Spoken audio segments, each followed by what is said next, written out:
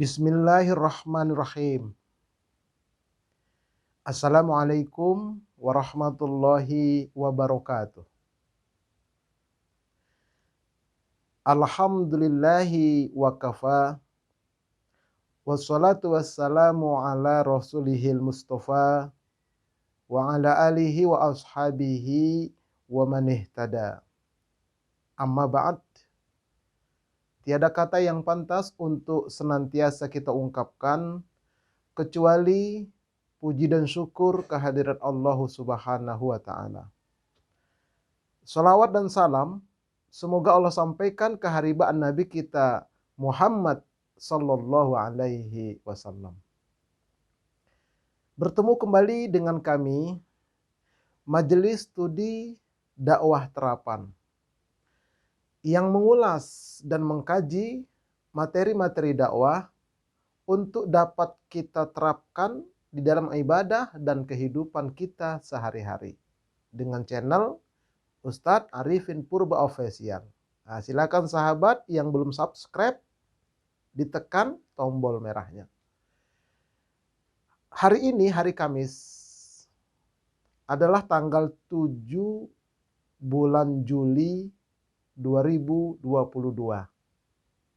Nah, kalau tanggal hijriyahnya menurut hisab hari ini tanggal 8 bulan Dzulhijjah 1443.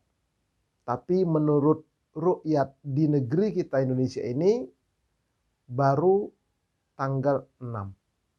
Oke. Nah, di sini kita akan mengulas, mengkaji tentang perbedaan puasa Arafah. Apakah kita puasa mengikuti pemerintah atau kita puasa mengikuti Arab Saudi? Nah, ini sekarang sedang rame-ramenya. Sehingga masyarakat bingung. Nah, nanti kalau kita puasanya mengikuti pemerintah, berarti kita puasa pada hari Sabtu, sementara pada hari Sabtu itu sudah ada yang berlebaran di negeri kita ini menurut hisab. Padahal kalau kita berpuasa ketika lebaran, jelas hukumnya adalah haram. Nah, disinilah terjadi perdebatan ya di tengah-tengah kaum muslimin. Dan ini juga sebetulnya ya sudah sering terjadi. Mudah-mudahan perbedaan ini tidak membuat kita pecah, tapi justru menjadikan kita menjadi lebih dewasa, lebih mau mengkaji, mendalami tentang Islam ini. Nah, baik, pada kesempatan kali ini kita akan ulas tuh dengan dalil-dalilnya. Ya, yang berpendapat ini apa dalilnya, yang berpendapat itu apa dalilnya, dan bagaimana kita harus mensikapinya dalam rangka kita mengamalkan ibadah ini untuk kita sehari-hari yang nanti di akhir akan kita pertanggungjawaban di hadapan Allah Subhanahu wa taala. Baik, mari sama-sama kita ikuti ulasannya berikut ini. Majelis Studi Dakwah Terapan dalam rangka pengembangan dakwah, insya Allah akan mendirikan pesantren virtual Baiti Jannati, meraih berkah, bahagia dan surga.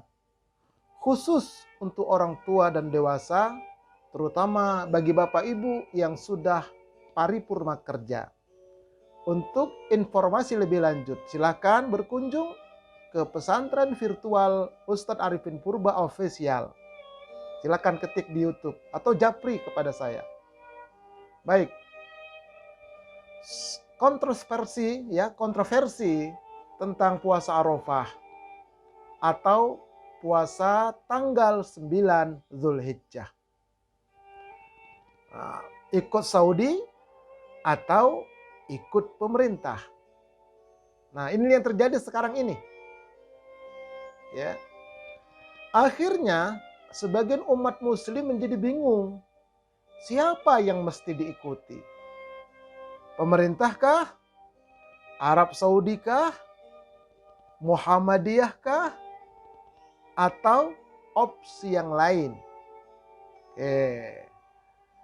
Nah, ada yang mengatakan kami puasa Arafah dan lebarannya itu ikut pemerintah berdasarkan firman Allah. A'udzubillahi minasyaitonirrajim. Ya ayyuhalladzina amanu athi'ullaha wa athi'ur rasul wa ulil amri minkum. Hai orang-orang yang beriman, taatilah Allah dan taatilah Rasulnya dan ulil amri atau pemerintah di antara kamu. Jadi sebagian ulama tafsir mengatakan ulil amri itu maknanya pemerintah, ada juga maknanya ulama yang menguasai tentang perkara agama. Nah, jadi ini dalilnya. Ya sudah, kami ikut pemerintah ulil amri. Ulil amri menetapkan tanggal sekian puasa, tanggal sekian lebaran. Untuk hal ini hari Sabtu lusa itu puasa Arafah. Nah, hari Ahadnya lebaran. Kami ikuti itu saja. Nah, begitu sebagian umat kaum muslimin. Nah, tapi ada juga yang mengatakan kami puasa Arafah dan lebarannya itu ikut Arab Saudi. Karena negara tersebutlah yang berhak menetapkan kapan saatnya wukuf. Ya, menurut ru'yat mereka. Ya, mereka menetapkan wukuf itu hari Jumat lusa, ya kami puasanya hari Jumat. Nah, ada yang seperti itu. Oke. Kemudian ada yang mengatakan kami puasa Arafahnya dan lebarannya ikut Muhammadiyah. Karena perhitungan hisab tanggal 9 Dzulhijjah yang dilakukan oleh Ormas Muhammadiyah sesuai dengan saat wukuf di Arafah. Ya udah, kami ikuti itu. Oke. Nah, tentang bagaimana perbedaan menghitung hisab, cara menghitung hisab dengan cara ru'yat, itu silakan nanti lihat lagi video saya sebelumnya tentang menetapkan awal Ramadan. Sudah saya jelaskan di sana bagaimana cara penghitungan hisab, bagaimana cara melihat atau ru'yatul hilal. Oke. Nah, dan ada juga opsi yang lain. Nah, tentang opsi yang lain ini silakan disimak terus penjelasan di bagian akhir video ini. Insya Allah kita akan kaji. Baik, mari sama-sama kita ikuti ulasannya. Ya, dakwah Nabi Muhammad SAW itu dibagi menjadi 2 periode. Periode pertama adalah 13 tahun di Makkah. Yang kedua 10 tahun dakwah Nabi di Madinah. Totalnya 23 tahun. Nabi diangkat menjadi Rasul umur 40 tahun. 23 tahun berdakwah, kemudian Nabi pun wafat. Baik, 10 tahun pertama di Makkah yang Nabi dakwahkan itu tentang syahadatain. Yaitu kalimat asyhadu an la ilaha illallah wa asyhadu anna muhammadar rasulullah. Hanya itu selama 10 tahun pertama. Belum ada yang lainnya. Jadi dari rukun Islam yang 5 hanya ini 10 tahun pertama. Nah, kemudian tahun ke-11 kenabian itu Nabi Muhammad SAW menerima perintah sholat lewat Isra dan Mi'raj. Nah, jadi perintah sholat itu tahun 11 kenabian, terus sampai tahun ke-13 kenabian di Makkah. Tuh. Nah, kemudian baru Nabi hijrah ke Madinah. Tahun pertama belum ada syariat, tahun yang kedua baru ditetapkan syariat tentang puasa, tentang zakat, tentang 2 hari raya, tentang sholat tarawih dan sebagainya. Tuh, tahun kedua Hijriah. Oke. Nah, kemudian tahun ke-8 Hijriah, Nabi itu melaksanakan haji yang pertama, namun gagal hajinya sebab ditahan oleh orang-orang kafir Quraisy Makkah. Di mana ditahannya? Di Hudaybiyah. Sudah dekat kepada kota Makkah. Maka terjadilah perjanjian Hudaybiyah. Nabi Muhammad dan para sahabat tidak boleh masuk ke Makkah untuk berhaji tahun ini. Ada perjanjian di sana. Akhirnya Nabi Muhammad dan para sahabat pun kembali ke Madinah. Nah, disitulah diterapkan penetapan syariat tentang dam. Adanya dam. Ya silakan nanti lihat lagi penjelasan tentang dam pada video sebelumnya tentang haji. Oke. Nah, setahun kemudian, tahun ke-9 Hijriah, Nabi berangkat lagi ke Mekah untuk melaksanakan haji sesuai dengan perjanjian. Nah, itu yang dikatakan dengan haji wada, haji perpisahan. Ya, haji wada, haji perpisahan. Oke. Nah, kemudian tahun ke-10 Hijriah, bulan Rabiul Awal, Nabi Shallallahu Alaihi Wasallam meninggal dunia, wafat, kembali ke hadirat Allah Subhanahu wa Ta'ala. Tuh, sedih sekali itu tentang cerita atau sejarah wafatnya Nabi Muhammad SAW. Insya Allah nanti kapan-kapan kita akan ulas. Oke. Nah, tahun kedua Hijriah, puasa, zakat, 2 hari raya dan lain-lain itu diterapkan. Apa dasarnya? Ini dia. An Anasin qol qadima Rasulullah sallallahu alaihi wasallam al-Madinata wali ahlil Madinati yaumani yal'abuna fihima faqala qadimtu alaikum walakum yaumani tal'abuna fihima fa inna allaha qad abadalakum yaumaini khairam minhuma yaumal fitri wa yauman nahri. Aku datang kepada kalian di Madinah, sementara itu kalian sebelumnya mempunyai 2 hari raya yang kalian bermain-main di dalamnya pada masa jahiliyah. Dan Allah telah menggantikan keduanya dengan yang lebih baik bagi kalian, yaitu Hari Raya Fitri dan Hari Raya Adha. Nah, ini jadi tahun kedua Hijriah ini. Nah, kaitannya dengan Hari Raya Fitri, di sana ada saum Ramadannya, di sana juga ada pensyariatan tentang sholat qiyamul Ramadannya. Nah, di sana juga ada pensyariatan tentang kurbannya, ya, dan seterusnya. Bahkan tentang puasa nanti, ya. Nah, baik kita lihat. Ini pensyariatan tentang puasa 9 hari awal bulan Dzulhijjah itu juga pensyariatannya tahun kedua Hijriah. An Hunaidah ibni Khalidin an imra'atihi qalat haddatsatni ba'du nisa'in nabi sallallahu alaihi wasallam anna an-nabiyya sallallahu alaihi wasallam kana yasumu yauma asyura wa tis'an min dzilhijjati wa thalathata ayyamin minasyahri awwala isnaini minasyahri wa khamisain.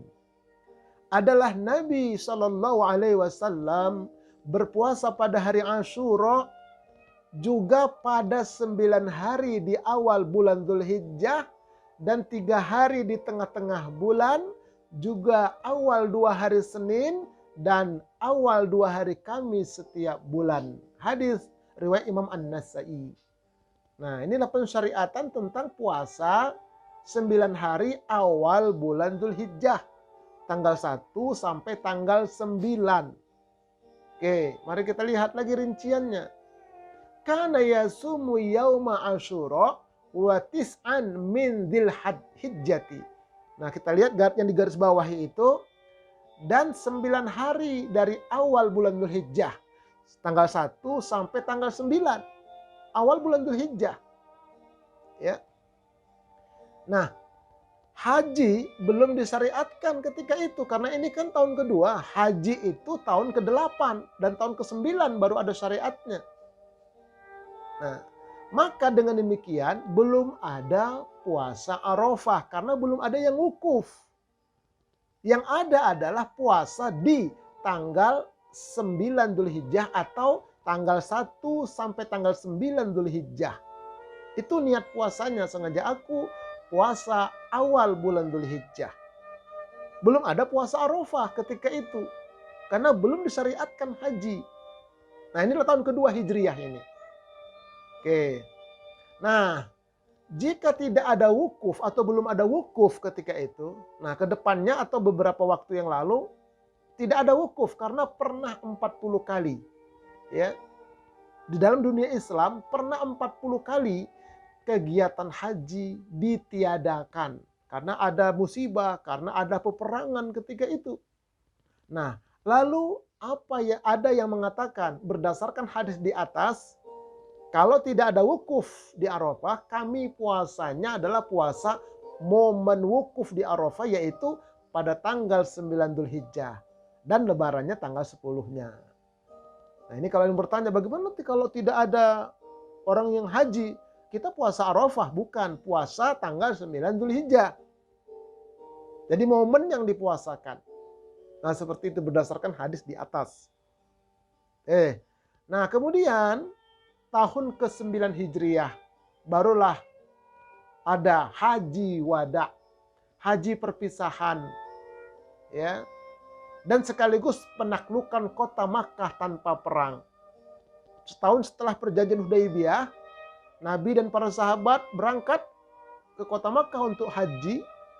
Nah, di perkampungan-perkampungan yang Nabi lewati itu banyak yang bergabung, lebih dari 10.000 sampai ke Makkah. Nah, akhirnya orang-orang Makkah itu takluk semua tanpa perang.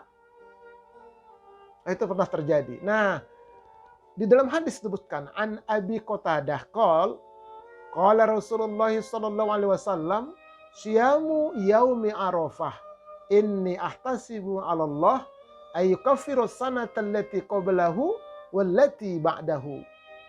Puasa pada hari Arafah bagi yang tidak menunaikan haji. Ya. Jadi ketika itu para sahabat-sahabat yang tidak berhaji karena memang tidak mampu, baik itu karena sakit, karena tua, atau karena tidak ada biaya, wah mereka itu bagaimana kami dapat pahala haji? Karena kalau kami tidak berhaji, enak dong orang yang berhaji. Nah, makanya Nabi bersabda, puasa hari Arafah. Nah, itu pahalanya sangat besar. Menghapuskan dosa yang telah lalu dan dosa yang akan datang. Tanda kutip, kata ulama, dosa kecil. Kalau dosa besar wajib dengan taubatan nasuha. Dan puasa Arafah ini disunnahkan bagi yang tidak menunaikan haji. Kalau yang sedang berhaji tidak disyariatkan, tidak disunnahkan untuk puasa Arafah. Nah, kecuali pendapat Imam Abu Hanifah. Nah, beliau berpendapat bahwa boleh bagi yang mampu. Orang sedang haji, sedang wukuf berpuasa, boleh. Tapi menurut ulama, mayoritas ulama, tidak disyariatkan. Hanya bagi orang yang tidak berpuasa. Nah, inilah tentang penetapan pensyariatan puasa Arafah tahun ke-9 Hijriah. Baru ada pelaksanaannya. Tahun ke-8 tadi karena batal pulang. Di sana pensyariatan dam. Nah, kalau pensyariatan puasa Arafah itu tahun 9 Hijriah. Nah, itu ini jadi segitu, disitulah perbedaannya. Tahun kedua tadi pensyariatan tanggal 1 sampai tanggal 9. Begitu sudah tahun ke-9, khusus tanggal 9-nya Nabi menyebutkan syiamu yaumi Arafah, puasa pada hari Arafah. Momennya orang sedang wukuf di Arafah. Kalau ada yang sedang wukuf. Nah, kalau tidak ada sedang wukuf seperti tadi, puasa tanggal 9 bulan Dzulhijjah. Oke. Nah, jika terjadi lebaran dualisme, bagaimana? Nah, seperti tahun ini nih, tahun 2022. Ini sudah terang benderang bahwa pemerintah menetapkan lebaran itu hari Ahad, puasanya hari Sabtu. Sementara Muhammadiyah menetapkan puasa Arafahnya hari Jumat, lebarannya Sabtu. Nah, bagaimana kalau begitu? Nah, ini opsi lainnya. Kami puasa Arafah sesuai dengan jamaah haji wukuf di Arafah, yaitu hari Jumat. Ini niatnya. Hari Jumat besok, ini hari Kamis, besok hari Jumat, itu niatnya puasa Arafah karena jamaah haji sedang wukuf di sana. Masih dapat kita. Ya kita di jam 5 sore, mereka sedang wukuf di sana. Masih dapat dia. Tetapi lebarannya lompat ke hari Ahad sholatnya, sholat idnya. Untuk menghindari hari yang diragukan karena dualisme lebaran tadi. Karena sudah ada yang lebaran. Nah, ini opsi yang lainnya ya. Opsi yang lainnya ini seperti ini. Jadi tengah-tengah dia. Ya, tidak ikut pemerintah. Sholat idnya. Tidak ikut Muhammadiyah. Ya, tapi sholatnya, puasa Arafahnya tetap ngikutin orang wukuf. Tapi sholatnya lompat 1 hari. Tidak hari Sabtu dia tidak puasa, tidak sholat. Tidak menyembelih hewan kurban. Nanti hari Ahad. Nah, kenapa? Karena hari Sabtu itu adalah hari yang diragukan. Sebab ada yang masih puasa Arafah, ada yang sudah lebaran. Nah, berdasarkan hadis. Ini hadis. Wa qala silah an Ammar man soma yauma syakki faqad asa Abul Qasim sallallahu alaihi wasallam. Berkata Silah dari Ammar, bersabda Nabi sallallahu alaihi wasallam, barang siapa yang berpuasa pada hari yang diragukan ini, maka sesungguhnya ia telah mendurhakai Abul Qasim, yaitu Rasulullah sallallahu alaihi wasallam. Nah, ini. Jadi ini pernah terjadi di akhir Ramadan di Madinah pada masa Rasulullah sallallahu alaihi wasallam. Ketika itu Nabi dan para sahabat masih puasa hari ke-30 Ramadan. Pagi-pagi itu masih puasa. Nah, kemudian datanglah muslim yang tinggal di atas bukit sekitar Madinah menghadap Nabi. Mereka bertanya, apakah engkau masih puasa ya Rasul? Ya, kami masih puasa. Sahabat-sahabat senior masih puasa semua. Di kota Madinah itu kan agak rendah dia. Nah, kemudian mereka yang datang ini berkata, kalau kami sudah lebaran ya Rasulullah. Kenapa? Kami sudah melihat hilal maghrib kemarin dari tempat kami. Nabi mengatakan bisa dipercaya, bisa ya Rasul. Nah, maka Nabi ambil persaksian orang yang melihat. Padahal sahabat senior nggak ada yang melihat. Tapi ada sebagian orang yang tinggal di perbukitan di Madinah, mereka lihat, mereka menghadap Nabi. Persaksian mereka itu yang mereka ambil. Nah, inilah pemimpin yang luar biasa. Ada orang yang melihat, berapa orang saja, tapi bisa dipertanggungjawabkan. Maka Nabi ambil pendapatnya itu. Nah, setelah itu apa kata Nabi? Nabi bersabda yang di atas, siapa yang puasa pada hari yang diragukan ini? Karena sudah ada yang melihat, sudah lebaran. Sementara kita masih puasa, batalkan. Kalau nggak kalian batalkan, kalian durhaka kepada Abul Qasim. Ini ada sejarahnya. Nah, makanya tahun ini hari Sabtu itu hari yang diragukan. Ada yang masih puasa, tapi ada yang sudah berlebaran. Nah, makanya jalan opsi lainnya itu ini. Jadi tetap puasa Arafahnya hari Jumat sesuai dengan ukuf, sholat Idnya hari Ahad. Nggak jadi masalah. Ustadz, bagaimana kalau misalnya ada ustadz, ya, hari Sabtu dia sholat Id, dia khutbah, nanti hari Ahad dia sholat Id, dia khutbah lagi. Nah, itu ijtihad masing-masing lah kalau di situ. Wallahu a'lam ya. Ya, mungkin karena mendadak tidak ada khotib lain, mungkin bisa lah. Oke, ini opsi yang lain tadi. Baik. Yang diragukan maksudnya jangan-jangan hari Sabtu itu betul-betul lebaran. Karena ketika lebaran kita berpuasa jelas haram hukumnya. An Abi Sa'id radhiyallahu anhu qol, nahan Nabi sallallahu alaihi wasallam an saumi yaumil fitri wan nahri wa anis samai wa ayyahtabiya ar-rajulu fi saubin wahidin wa an salatin ba'da subahi wal asr. Dari Abu Sa'id berkata, Nabi sallallahu alaihi wasallam melarang berpuasa pada hari raya Idul Fitri dan hari raya Idul Adha. Dilarang oleh Nabi. Kata ulama, larangannya ini haram. Dan juga melarang berkerudung dengan satu helai kain berselimut sehingga seluruh tubuh bagian tubuhnya tertutup.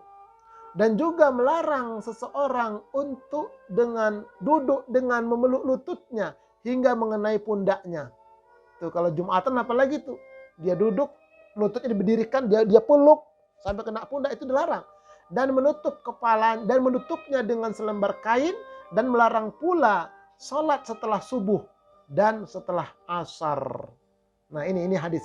Jadi kita lihat di paling atas yang bertuliskan merah, Nabi melarang berpuasa pada hari raya Idul Fitri dan Idul Adha. Nah, inilah dasarnya kenapa sholatnya hari Ahad. Karena hari Sabtu itu hari yang diragukan. Ada yang sudah lebaran. Kalau memang betul-betul itu hari lebaran, terlarang. Nih, jadi ini dalilnya, dasarnya. Ya. Oke, apa kesimpulan yang bisa kita simpulkan? Nah, yaitu adanya perbedaan itu merupakan sunnatullah. Para ulama dan umat-umat terdahulu juga sudah mengalaminya. Biasa mereka berbeda. Makanya ada imam yang 4 itu kan berbeda. Ya, ada. Nah, akan tetapi mereka tetap kompak, saling menghargai atas perbedaan tersebut. Nah, ini yang hendaknya kita tiru. Muhammadiyah, NU, Persis, Salafi, kemudian Al-Wasliyah, dan yang lain-lain. Kompak kita. Kita bersaudara, Tuhan kita Allah, Nabi kita Nabi Muhammad SAW, kitab suci kita Al-Quran, kiblat kita Ka'bah. Kompak kita. Adapun perbedaan-perbedaan furu'iyah ini masing-masing saja. Ya, jangan saling kita mencaci, mencela, mengklaim, nggak boleh. Nah, itu ya. Nah, kemudian jika ada perbedaan berlanjut pada perdebatan, maka kembalikanlah kepada Al-Quran dan Sunnah. Nah, itu sebaiknya seperti itu memang. Nah, kemudian dari yang diperdebatkan tersebut, siapa yang paling benar? Nah, kita tunggu nanti di pengadilan akhirat. Ada pengadilan di hadapan Allah. Nanti siapa yang paling benar? Tidak boleh kita mengklaim kita paling benar, tidak boleh. Tunggu pengadilan. Nah, kenapa? Kita lihat. Jika terjadi perbantah-bantahan, maka kembalikan kepada Allah dan Rasulnya. Ini ayatnya. Bismillahirrahmanirrahim. Fa in tanaza'tum fi syai' farudduhu ilallahi war rasul in kuntum tu'minuna billahi wal yaumil akhir dzalika khairu wa ahsanu ta'wila. Kemudian, jika kamu berlainan pendapat tentang sesuatu, maka kembalikanlah ia kepada Allah Al-Quran dan Rasul sunnahnya. Jika kamu benar-benar beriman kepada Allah dan hari kemudian, yang demikian itu lebih utama bagimu dan lebih baik akibatnya. Jadi cepat-cepat kalau ada perbedaan perbantahan, kembali kepada Quran, kembali kepada sunnah. Bagaimana penjelasan ulama-ulama terdahulu sampai ulama-ulama kontemporer. Kalau kita mengaku beriman kepada Allah, mengaku beriman kepada hari akhir. Nah, tapi kalau tidak mengaku beriman kepada Allah dan tidak mengaku beriman kepada akhir, silakan kembalikan kepada yang lain selain Al-Quran dan Sunnah. Karena itu maknanya. Kenapa? Kalau kita kembali kepada Al-Quran dan Sunnah, bagaimana ulama-ulama itu menjelaskan, itu lebih baik, lebih utama dan bagimu akibatnya nanti. Oke, ini yang pertama. Ya. Nah, yang kedua, hidup ini adalah ujian siapa yang paling benar amalnya. Sebagaimana Allah berfirman, Bismillahirrahmanirrahim. Alladzi khalaqal mauta wal hayata liyabluwakum ayyukum ahsanu amala wa huwal azizul ghafur. Yang menjadikan mati dan hidup itu adalah Allah. Supaya Allah menguji kamu. Siapa di antara kamu yang lebih baik amalnya. Dan dia maha perkasa lagi maha pengampun. Nah, makanya ini ujian semua. Yang berpendapat A, pendapat B, pendapat C, nanti Allah akan hisab nanti di akhirat. Siapa di antara kamu yang lebih baik amalnya dari semua itu. Nah, jadi kita hanya ikhtiar beramal menurut ijtihad ulama-ulama kita yang kita ikuti. Oke, seperti itu. Nah, kemudian setiap perbuatan pasti akan dimintai pertanggungjawaban. Sebagaimana Allah berfirman, Bismillahirrahmanirrahim. Walau sya'allahu laja'alakum ummatan wahidah walakin yudillu man yasha' wa yahdi man yasha' wa la tus'alunna amma kuntum ta'malun. Dan kalaulah Allah menghendaki, niscaya Dia menjadikan kamu satu umat saja. Tidak ada perbedaan, tidak ada perpecahan, satu. Kalau Allah mau bisa. Tetapi Allah akan menyesatkan siapa yang menghendaki kesesatan itu. Dan Allah akan memberikan petunjuk kepada siapa yang menghendaki petunjuk itu. Dan sesungguhnya kamu akan ditanya tentang apa yang telah kamu kerjakan. Kenapa kamu beramal seperti ini? Kenapa kamu beramal seperti itu? Itu akan ditanyakan. Siapa yang kamu ikut? Akan ditanyakan semua.